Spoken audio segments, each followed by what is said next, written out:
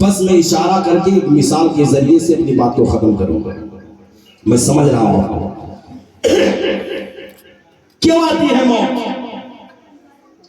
मिसाल के तौर पर इसी मोहल्ला में सूफी कलीम साहब की इस महफिल में मैं आज ऐलान करता हूं। अच्छा, बड़ा दुख होता है जब मौत आती है, बड़ा दुख होता है।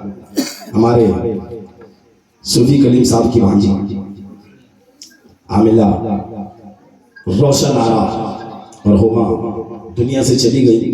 सबों को जिनको जानकारी तकलीफ होगी, है कि नहीं, बहुत तकलीफ होगी, लेकिन मौत की हकीकत क्या है जरा इशारा करो। आज अगर मैं इसी महफिल में ऐलान कर दूं कि हिस्सा वालों, नवादा जिला के रहने वालों, बिहार की सरजमीन पर जिंदगी गुजारने वाले मुसलमानों, इस महफिल में लोगों जो आज इसी महफिल में मुझे 5 लाख रुपया कैश दे दे, मिसाल दे रहा हूं, एग्जांपल, 5 लाख रुपया कैश दे दे, तो इसी रात को मैं रसूल पाक का दीदार करा दूंगा। ना जाने कितने आशिके रसूल 5 क्या 10 लाख रुपया, 50 लाख रुपया, करोड़ों जिसके पास से लेकर जमा हो जाएंगे और कहेंगे कारी साहब 5 लाख रुपया की बात आपने कही है, मैं 1 करोड़ दे रहा हूं, मगर मैं आज रसूल पाक का दीदार करूंगा। आपने वादा किया, लेकिन इसी मोहल्ले की झोपड़पट्टी में सिसकता हुआ गरीब इंसान रो पड़ेगा और मदीने मुनव्वरा की तरफ मुतवज्जे होकर के अर्ज गुजार होगा, या रसूल अल्लाह मेरे पास 5 लाख रुपया हो तो आपका दीदार होगा।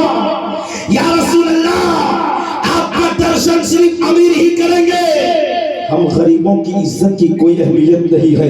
जब एक यतीम हो, एक गरीब हो, एक बेवा हो, एक जो है सो गरीब इंसान हो, जब मदीने मुनव्वरा की तरफ मुतवज्जे होकर के जब अर्ज गुजार होंगे अल्लाहु अकबर, तो रोज़े रसूल की तरफ जो है सो उनकी बारगाह से हमें जवाब मिलेगा, ए मेरी उम्मत की दुखियारी, तू गरीब है परवाह मत कर, तू यतीम है परवाह मत कर, तू गरीब है परवाह मत कर। ये जो शराफत ने ऐलान किया है कि 5 लाख रुपया दो तो दीदार कराऊंगा, ये इसकी बकवास है। तू घबराती क्यों है? एक दिन जब वक्त पूरा हो जाएगा तो 5-10 लाख की बात नहीं, मैं अपने गुलाम मलकुल मौत को हुक्म दूंगा कि जा फला गांव में, फला सड़क के पास, फला घर में मेरी एक उम्मत जिंदगी भर मेरी नात पढ़ती रही, मेरी गीत गाती रही, अल्लाह की बारगाह में सजदा करती रही, कुरान की तिलावत करती रही। अब वक्त पूरा हो गया है,